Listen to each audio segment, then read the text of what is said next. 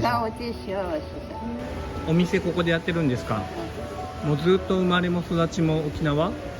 いや、育ちはうん。宮古。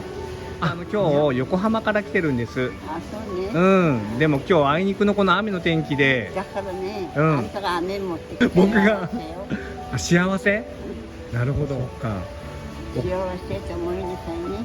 思います。じゃあ今日はちょっとなんで雨だろうって思わずに幸せの雨だと思ってそうよ。一日過ごします。ありがとうございます。ちょっとじゃあ写真撮らさせてくださいね。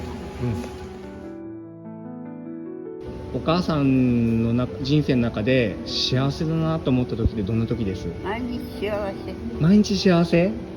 毎日が幸せ？ああ、それはいいですね。毎日が幸あ、本当ですか？それすごいせ。大事。笑顔で幸せさ。お母さんの笑顔素敵ですもん。